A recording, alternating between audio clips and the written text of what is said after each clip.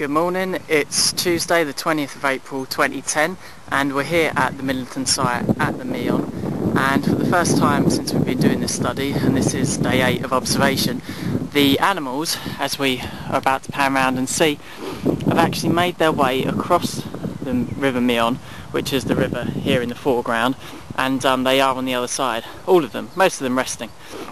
It's 8:30 in the morning, temperatures around 9 degrees. Quite calm conditions, very slight breeze, and this is the first time we've seen them over there. They were let into this area of the field just over through that gate yesterday, and this morning we find them on the other side of the Meon, which means they must have crossed this river. As you can see, it's a lot deeper than the carrier stream we were looking at yesterday, so yeah, it's a shame we didn't get to see them actually crossing, but they're going to probably come across again later today, and hopefully I'll be able to catch that.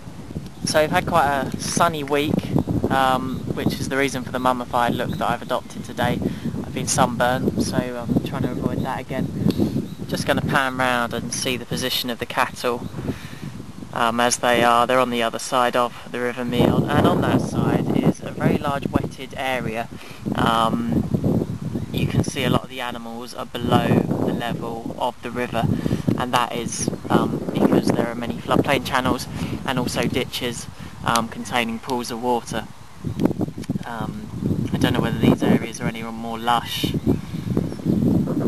but that's where they are now. Just having to capture this. This is the only crossing point on the Meon Valley for these animals, and we can see that the farmer uses it for getting vehicles from one side of the river to the other, and currently the animals are moving across and mostly grazing. Some of the animals are drinking. I'm trying to get as close as I can without impeding their pathway if they do wish to come across the river. Just grazing there over on that fence line, you see. But I think shortly they'll cross, and it's not going to be like wildebeest on the Zambezi or anything like that, but it sure is going to be interesting.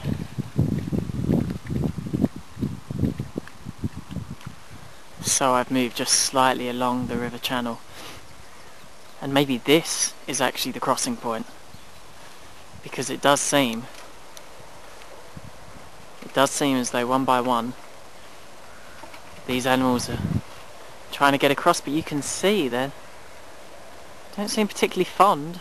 The one cow closest to us has obviously made it, but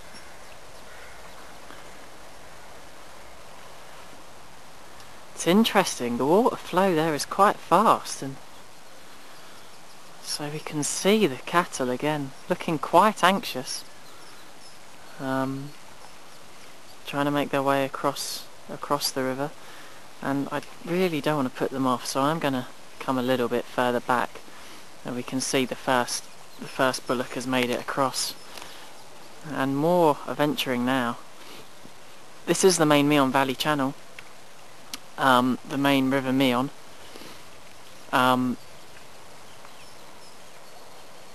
Yeah, and they really are making a bit of a mess of this crossing. I'm not really sure why. I would have thought the area just there where the farmer crosses with his vehicle would have been an ideal location for the animals to cross, but it seems they've come over here, and they don't have a lot of experience of this environment. They were only introduced to it yesterday, so maybe this is the explanation. It's worth noting that the depth of the water here is far deeper than in the floodplain channel that we saw the cattle crossing yesterday. It comes up to their bellies rather than their knees, and here they come all across. Very interesting. Obviously the animals are pretty much crossing one by one, but I don't know, what have you got? I'd probably say there are about 5, 6, 7, maybe 8 animals in there all at once, and it doesn't seem the best crossing point, if you ask me.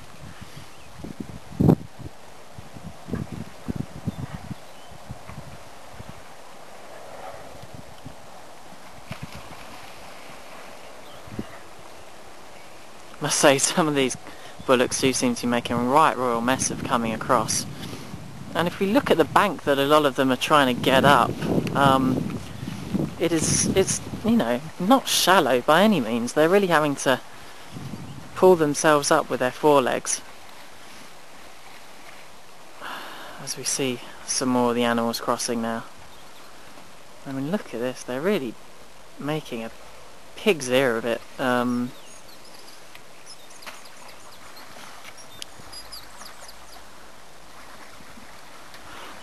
of the cows halfway up that tree. Oh, dearie me.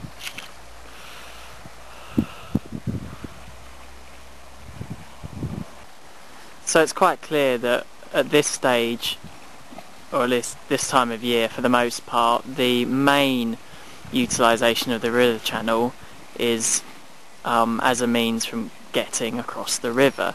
They're not spending a great deal of time in there, although some of them are stumbling up the banks. And yeah, I mean, if we make the assumption that the easiest crossing points would have the shallowest banks and the lowest banks relative to flow height, then it does make you wonder why the animals are choosing to cross here.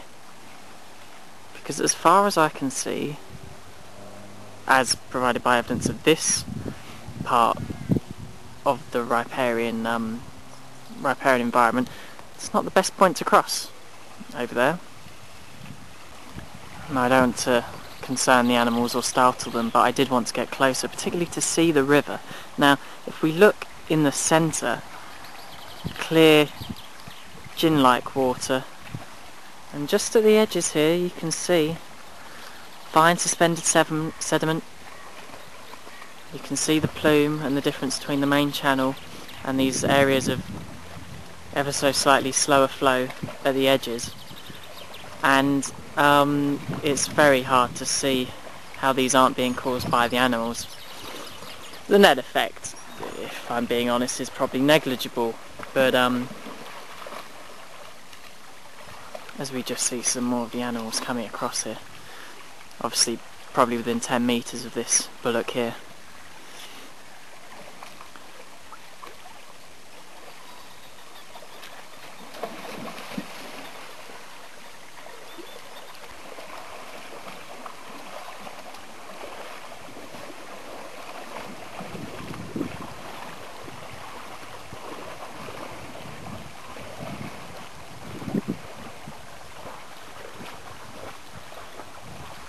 So this is very much a pinch point, if you like, a hotspot of cattle crossing on the River Meon, if only because there is nowhere else for them to cross. All that area down there is fenced. So this is the only way they can get across to the vegetation on the other side of the field.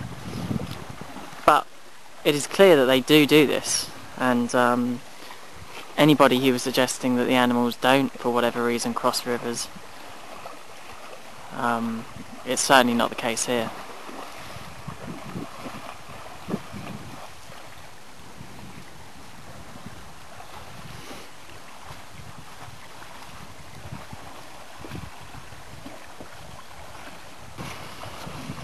We've got the last couple of stragglers there. That poor bullock just went in head first and is absolutely soaked from head to tail because it pretty much jumped in the river.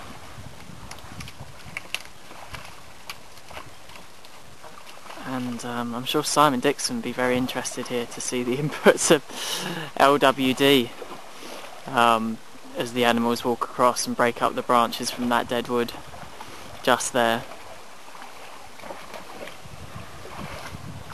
And it must be said, some of the animals are not approaching this task with a great deal of dexterity. They are still young, so... But again, we can just see definite fine suspended sediment